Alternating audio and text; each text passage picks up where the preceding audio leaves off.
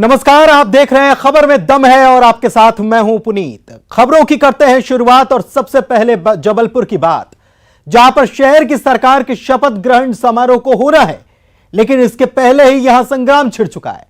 7 अगस्त को पार्षदों के शपथ ग्रहण समारोह का आयोजन किया गया है। इसमें कमलनाथ शामिल होंगे, लेकिन इसमें सिर्फ कांग्रेस पार्षद शपथ लेने वाले, क्योंकि बीजेपी ने इस समारोह में शपथ लेने से ही इनकार कर दिया और अलग से शपथ लेने की बात भी बीजेपी की तरफ से कही गई है। रिपोर्ट इस पर देखिए।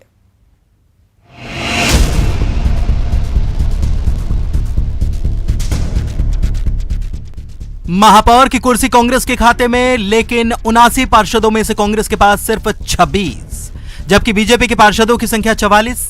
ये आंकड़े बता रहे हैं कि जबलपुर में भले ही कांग्रेस ने महापौर पद पर अपना कब्जा जमाया, लेकिन पार्षदों की संख्या में पार्टी पिछड़ गई। ऐसे में शहर की सरकार चलाने की कांग्रेस की राह आसान नहीं है। शपथ ग्रहण से पहले ही सियासत शुरू हो चुकी है। 7 अगस्त को यहां पार्षदों के शपथ ग्रहण समारोह का आयोजन किया गया। इस कार्यक्रम में पूर्व मुख्यमंत्री कमलनाथ को भी आमंत्रित किया गया, लेकिन इस दिन सिर्फ कांग्रेस पार्षद ही शपथ लेंगे। बीजेपी ने इस समारोह से खुद को अलग कर लिया और 8 अगस्त को शपथ ग्रहण की बात कही। बीजेपी पार्षद इसे संगठन का फैसला बताते हैं। बताया जा रहा है कि बीजेपी ने कमलनाथ के शामिल होने के कारण शपथ ग्रहण समारोह का बहिष्कार कर दिया। बीजेपी नहीं चाहती कि उनके पार्षद कमलनाथ के सामने शपथ लें। संगठन से बात की और जब संगठन ने जो डिसाइड किया है और हमारे जबलपुर के जो भी जनप्रतिनिधि हैं, इन्होंने डिसाइड किया है कि अपनी शपथ अलग होगी, तो हम सबका कर्तव्य होता है कि जो संगठन बोलेगा हमको वो करना है। नगर निगम के नतीजों के बाद सदन में सियासी संग्राम की उम्मीद तो जताई ही जा रही थी, लेकिन यहां तो शपथ ग्रहण के पहले ही घमासान छिड़ गया। बीजेपी पार्षदों के अलग शपथ ग्रहण करने के फैसले को कांग्रेस गलत बताती है। कांग्रेस बीजेपी को दलगत राजनीति से ऊपर उठने की सलाह दे रही है। महापौर का कहना है कि इससे पहले बीजेपी नेताओं की मौजूदगी में कांग्रेस पार्षद शपथ लेते आए हैं। शपथ ग्रहण समारोह अपने आप में एक भव्य कार्यक्रम होता है, जिसमें पार्टी से ऊपर उठकर जो चुने हुए जनप्रतिनिधि हैं, आम जनता उनको चुनती है। पिछले बार भी माननीय मुख्यमंत्री जी थे। पिछले 3 बार से जो शपथ हुई हैं उसमें भारतीय जनता पार्टी के नेता आते थे, सारे लोग आते थे, हम लोग जाते थे। हम लोगों ने जाके उनके साथ शपथ ली है। हमने कभी इस बात को सोचा भी नहीं, क्योंकि हम लोग ये मान के चलते हैं कि यह नगर निगम, सत्ता और विपक्ष सबको मिलाकर शहर के विकास के लिए एक शपथ हो रही है। बीजेपी और कांग्रेस के पार्षद अलग शपथ लें, महापौर का कहना है कि यह परंपरा नहीं है। शपथ ग्रहण में कमलनाथ शामिल हो रहे हैं, बीजेपी भी सीएम या प्रभारी मंत्री को बुलाए। तो कमलनाथ जी पूर्व मुख्यमंत्री हैं, वर्तमान में विधायक हैं, उनका प्रोटोकॉल है। आप भारतीय जनता पार्टी के जो नेता हैं, आप प्रभारी मंत्री जी को बुलाइए, आप मुख्यमंत्री जी को बुलाइए। आपको रोका किसने है? ये हम लोग तय सिर्फ नहीं कर रहे। शपथ पर सियासी माहौल गर्म है। बीजेपी को कमलनाथ मंजूर नहीं, कांग्रेस परंपरा की बात कहती है। शपथ ग्रहण भी कुल मिलाकर सियासत का मुद्दा बन चुका है। सियासी तकरार के बीच नगर सरकार का शपथ ग्रहण समारोह कल होने जा रहा है। इस वक्त जहां मैं मौजूद हूं, यहां कल नवनिर्वाचित महापौर समेत कांग्रेस के जो 26 पार्षद हैं वो शपथ लेंगे। तैयारियां जोरों पर हैं, चूंकि पूर्व मुख्यमंत्री कमलनाथ इस कार्यक्रम में शिरकत करेंगे और आयोजन को भव्य बनाने के लिए तमाम तैयारियां जो है प्रशासनिक तौर पर जारी हैं। सियासी तकरार इसलिए भी कहा गया क्योंकि बीजेपी पार्षदों का शपथ कल नहीं होगी, जिस प्रकार का ऐलान किया है। चूंकि कमलनाथ की मौजूदगी रहेगी, इस लिहाज से बीजेपी का कोई भी पार्षद कल शपथ ग्रहण समारोह में शिरकत नहीं करेगा और उनके लिए पृथक से एक अलग शपथ ग्रहण समारोह नगर निगम परिसर में आयोजित किया जा रहा है, जिसमें मंत्री, जिले के जो प्रभारी मंत्री हैं गोपाल भार्गव, वो शिरकत करेंगे। तो बेशक अभी फिलहाल शुरुआत भी नहीं हुई है, लेकिन सियासी तकरार दोनों ही दलों में सामने आ रहा है। ऐसे में एक साथ एकजुट होकर नगर सरकार चलाने के तमाम दावे कहीं ना कहीं हवाई साबित भी हो सकते हैं। बहरहाल जो भी हो, कल नगर सरकार का गठन होगा, उसके बाद सदन में आखिर किस प्रकार का माहौल देखने को मिलता है, ये बेहद दिलचस्प होगा। मिश्रा के साथ प्रतीक अवस्थी, न्यूज़ 18 जबलपुर। तो शपथ ग्रहण समारोह पर भी सियासत हो चली है। अब ये क्या नई परंपरा डाली जा रही है और इसका अंजाम क्या होगा, ये भी विचारना चाहिए। आजादी का अमृत महोत्सव चल रहा है और बीजेपी इस मौके पर घर घर तिरंगा अभियान चला रही है। प्रधानमंत्री मोदी और मुख्यमंत्री शिवराज सिंह चौहान ने लोगों से घरों पर तिरंगा लगाने की अपील की है। इस तिरंगे पर सियासत भी हो रही है। आज भोपाल में पीसीसी दफ्तर के बाहर जमकर हंगामा हुआ। संगीता शर्मा ने संघ प्रमुख मोहन भागवत को तिरंगा भेंट करने का ऐलान किया। कांग्रेस दफ्तर पुलिस पहुंची और उन्हें जाने से रोका गया।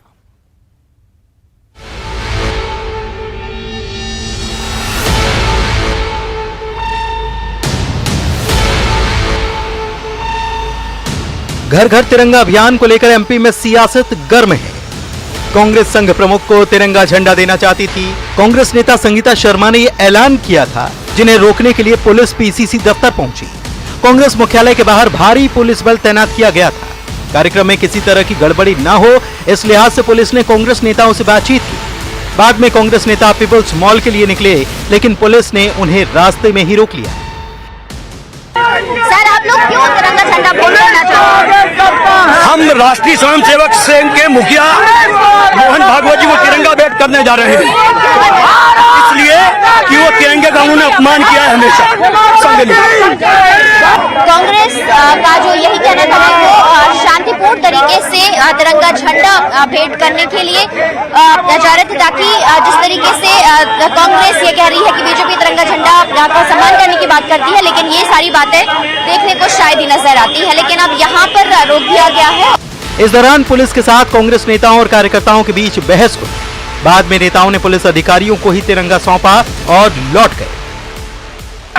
शांतिपूर्ण तरीके से जा रहे हैं सब। राष्ट्रीय स्वयंसेवक संघ के प्रमुख मोहन भागवत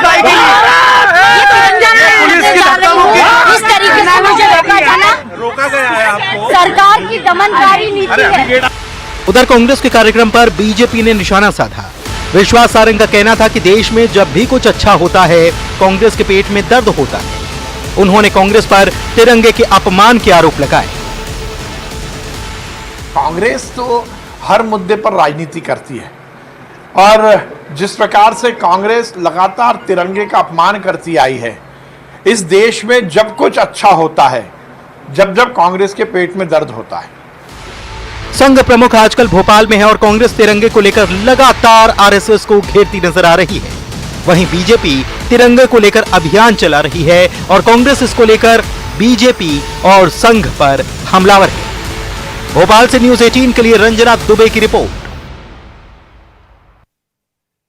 आजादी के अमृत महोत्सव पर केंद्र सरकार देश भर में 20 करोड़ घरों पर तिरंगा लगाने का अभियान चला रही है।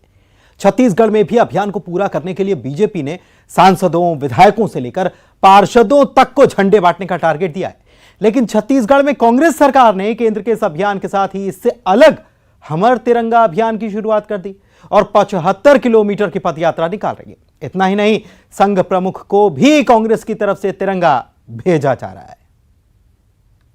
छत्तीसगढ़ में आजादी के जश्न से पहले राष्ट्रीय ध्वज को लेकर जमकर सियासत हो रही है। केंद्र सरकार के हर घर तिरंगा अभियान को लेकर जहां बीजेपी जोर शोर से प्रचार में जुटी है, तो वहीं कांग्रेस इस अभियान के साथ ही साथ राज्य में अपना एक अभियान हमर तिरंगा अभियान लेकर के आई है। इतना ही नहीं, बल्कि पीसीसी चीफ मोहन मरकाम ने संघ प्रमुख मोहन भागवत को राष्ट्रीय ध्वज तिरंगा भेजा है, जिसके बाद अब तीखी बयानबाजी शुरू हो गई है। छत्तीसगढ़ में तिरंगे पर सियासत जारी है। हर घर तिरंगा अभियान को घर घर तक पहुंचाने के लिए बीजेपी ने सांसदों, विधायकों, चुनाव लड़े प्रत्याशियों समेत पार्षदों तक को टारगेट दिया है। सभी नेताओं को हर हाल में टारगेट पूरा करने के लिए कहा गया है। हर घर तिरंगा अभियान में पूरी तेज गति के साथ में 9 तारीख से यह अभियान शुरू होगा। 9 से 11 अगस्त तक जन जागरण अभियान होगा। गांव-गांव में, गली-गली में, घर-घर के सामने, शहरों में, नगरों में, महानगरों में सब जगह जन जागरण अभियान होगा 3 दिन का। और फिर 11 तारीख से 13 तारीख तक 3 दिन तक प्रभात फेरी निकाली जाएंगी, जिसमें तिरंगा झंडा लेकर रघुपति राघव, राजा राम और वंदे मातरम के गीत गाते हुए दीवाने सड़कों पर चलेंगे। और 13 तारीख से 15 तारीख तक हर घर में झंडा फहराया जाएगा। बीजेपी के हर घर तिरंगा अभियान के उलट कांग्रेस ने हमर तिरंगा अभियान शुरू किया है। कांग्रेस ने लोगों से हमर तिरंगा अभियान को डीपी में लगाने की अपील की है। हमर तिरंगा अभियान के साथ ही कांग्रेस प्रदेश के 90 विधानसभा क्षेत्रों में 75 किलोमीटर की पदयात्रा करेगी। कांग्रेस ने पदयात्रा को सफल बनाने के लिए विधायकों और पूर्व प्रत्याशियों को जिम्मेदारी दी है। स्वतंत्रता दिवस और गणतंत्र दिवस ही नहीं, हम लोग हर शुभ दिन में अपने घरों में, शासकीय कार्यालयों में और जहां भी जाते हैं राष्ट्रीय ध्वज के सम्मान के साथ फहराया जाता है। राजनीतिक लाभ के लिए अगर भारतीय जनता पार्टी ये सोचती है कि 5000 झंडे विधायकों को दे करके वो इसका राजनीतिक लाभ लेना चाहते हैं, तो मैं समझता हूँ ये उनकी सोच का दिवालियापन है। आज़ादी की 75वीं वर्षगांठ मनाने का तो सही माने में हक कांग्रेस पार्टी और देश की जनता को। भारतीय जनता पार्टी को तो आज़ादी की 75वीं वर्षगांठ मनाने का नैतिक अधिकार नहीं बनता है, बल्कि उन्हें आज़ादी की 75वीं वर्षगांठ पे प्रायश्चित यात्राएं निकालनी चाहिए, प्रायश्चित वर्षगांठ मनाना चाहिए, क्योंकि इनके पूर्वजों ने अंग्रेजों की दलाली किया था। प्रदेश में तिरंगे को लेकर चल रही सियासत के बीच पूर्व मुख्यमंत्री रमन सिंह का बयान सामने आया। उन्होंने कहा कि तिरंगा झंडा भारत की शान है, झंडे को लेकर किसी प्रकार का विवाद नहीं होना चाहिए। झंडा भारत की शान है, आज़ादी का प्रतीक है और हम सब मिलकर झंडा फहरा रहे हैं। झंडे को लेकर किसी प्रकार का विवाद जरूरत नहीं, वो भी फहराएं 15 अगस्त को, हम भी फहराएं, पूरा देश फहराए। जाति, पंथ, समाज, सीमा से हटकर सबको ध्वजारोहण में हिस्सा लेना चाहिए, प्रभात फेरी में जाना चाहिए, वंदे मातरम बोलना चाहिए। इसमें छोटी मानसिकता लेकर काम क्यों कर रहे हैं? ये इतना बड़ा है, आज़ादी के 75वें वर्ष में अमृत महोत्सव मना रहे हैं, तो खुशी से मनाएं। इसमें तेरा और मेरा क्या, ज़्यादा झंडा आप लगाओ, हम लगा रहे हैं। छत्तीसगढ़ में तिरंगे पर सियासत की बड़ी वजह अगले साल होने वाला विधानसभा चुनाव है। तिरंगे के बहाने दोनों पार्टियां स्वतंत्रता दिवस पर शक्ति प्रदर्शन करना चाह रही हैं। छत्तीसगढ़ की सियासत में पहली बार राजनीति को साधने के लिए तिरंगे का इस्तेमाल दोनों बड़ी सियासी पार्टियां कर रही हैं। आजादी देश में हर तबके के लिए है और तिरंगा देश का सम्मान है, लेकिन सियासतदान इसी तिरंगे को लेकर के राजनीति कर रहे हैं। लेकिन तिरंगे को लेकर के ये राजनीति आने वाले दिनों में कहां तक जाएगी और कब तक इस पर बयानबाजियां चलते रहेगी, ये तो आने वाला वक्त ही बताएगा। कैमरा पर्सन रोहित श्रीवास्तव के साथ देवव्रत भगत, न्यूज़ 18 रायपुर। मुद्दे पर राजनीति करना, विरोध जताना अलग बात है, लेकिन तिरंगे पर क्या ये सही है और लोगों तक क्या ये मैसेज पहुंच रहा है? सियासी दलों को इस बात को समझना चाहिए। बढ़ते आगे, छत्तीसगढ़ में गोल्ड तस्करों के खिलाफ ईडी की छापेमारी लगातार जारी है। छत्तीसगढ़ की 4 जगहों पर ईडी की छापेमारी हुई और इस बीच छापेमारी में बड़ा खुलासा हुआ। गोल्ड तस्करों के इंटरनेशनल रैकेट का पर्दाफाश किया गया है। छापेमारी के दौरान करोड़ों रुपए की ज्वेलरी बरामद की गई है। दुर्ग, भिलाई के सराफा दुकानों और व्यापारियों के घर में ईडी ने दबिश दी और 25 अधिकारियों की टीम दस्तावेज खंगालने में जुटी हुई है।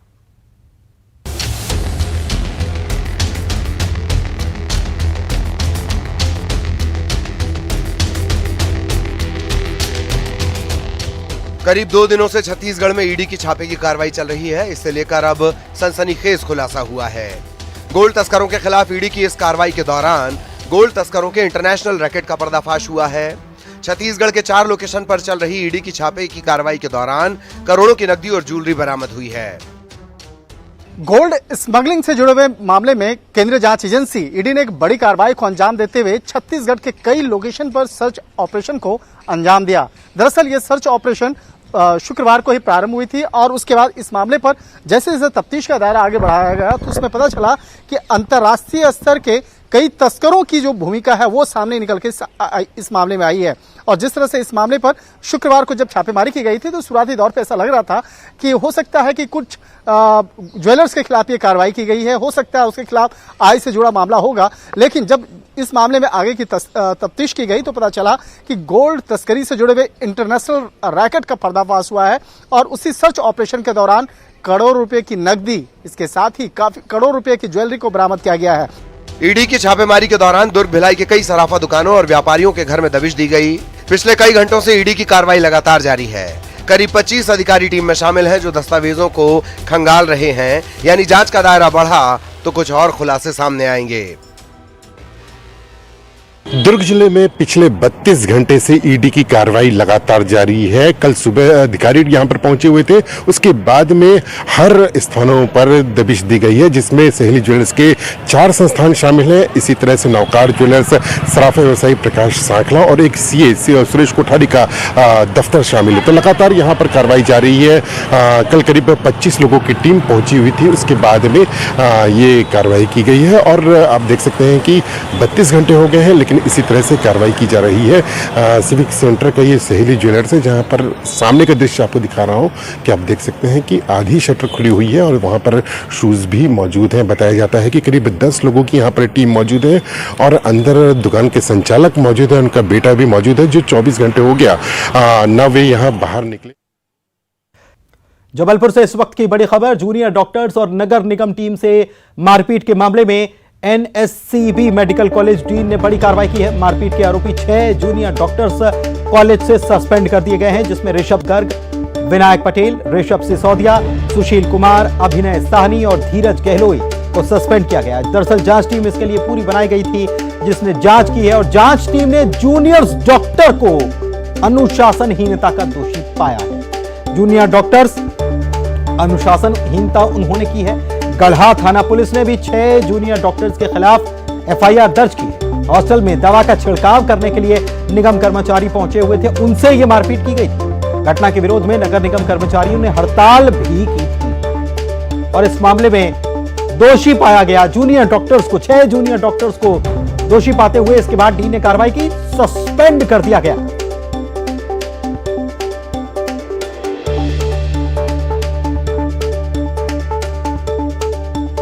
प्रतीक अवस्थी हमारे संवाददाता जबलपुर से हमारे साथ जुड़े हुए हैं फोन लाइन पर, उनसे बात करते हैं। प्रतीक, जूनियर डॉक्टर्स का जब भी जिक्र आता है तो सही तरीके से तो खबरों में कम ही आता है। हमेशा कहीं हंगामा, कहीं विरोध प्रदर्शन, कहीं हड़ताल, कहीं अपनी मांगों को लेकर तमाम चीजें सामने आती हैं। यहां पर मारपीट का मामला था और दोषी भी पाए गए हैं, कार्रवाई की गई। देखिए बिल्कुल पुनीत, कहीं ना कहीं जबलपुर में जो नेताजी सुभाष चंद्र बोस मेडिकल कॉलेज अस्पताल है, अमूमन यहाँ जूनियर डॉक्टर्स का विवाद लगभग आता ही रहता है सामने। हाल ही में जुलाई यानी पिछले महीने ही जो दवा का छिड़काव करने नगर निगम की टीम हॉस्टल गई थी, उनके साथ बदसलूकी और मारपीट की गई थी और उसके बाद बड़ा आक्रोश पनपा था। गढ़ा पुलिस ने पूरे मामले में संज्ञान लेते हुए कार्रवाई की थी, लेकिन फिलहाल कॉलेज प्रबंधन की ओर से कार्रवाई का इंतजार था और टीम द्वारा जैसे ही एफआईआर दर्ज कर ली गई है, 6 जूनियर डॉक्टर्स को सस्पेंड किया गया है। इसमें doctor Rishabh Garg, doctor Vinayak Patel, doctor Rishabh Sisodia, doctor Sushil Kumar, doctor Abhinav Sahni और डॉक्टर धीरज गहलोई, इन 6 जूनियर डॉक्टर्स को सस्पेंड कर दिया गया है। और कहीं ना कहीं स्पष्ट किया है टीम ने कि इस प्रकार का कृत्य जूनियर डॉक्टर्स को ना तो शोभा देता और ना ही बर्दाश्त किया जाएगा। तो फिलहाल एक बड़ी कार्रवाई जो है वो कॉलेज प्रबंधन ने यहाँ पर दोषी जूनियर डॉक्टर्स पर की है। प्रतीक, क्या लगता है कि जूनियर डॉक्टर्स, हमेशा हम देखते हैं कि जब भी ऐसे कुछ कार्रवाई होती है, ऐसा कुछ मामला आता है, जूनियर डॉक्टर्स एकजुट हो जाते हैं। क्या लगता है कि इस मामले में खामोश बैठेंगे कार्रवाई होने के बाद?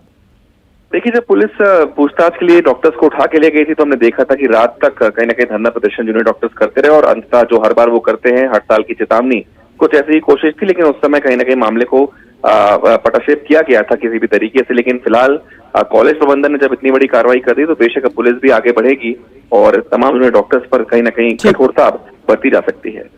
चलिए, बहुत शुक्रिया प्रतीक इस जानकारी के लिए आपका। और इसी के साथ इस बुलेटिन में फिलहाल इतना ही। नमस्कार।